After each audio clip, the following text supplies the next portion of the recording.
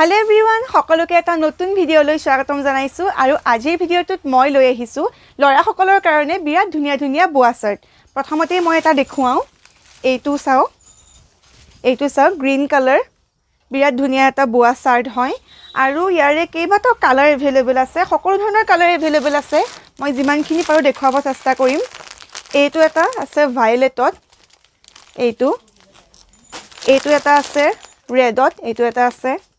এইটো এটা আছে অৰেঞ্জত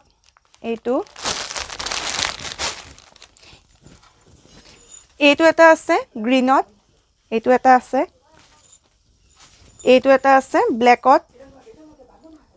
এইটো এটা আছে ব্ল্যাকত এইটো আৰু লগতে এইটো এটা বিৰাট ধুনিয়া এটা লাইট কালাৰত আছে এইটো এটা লাইট কালাৰত আছে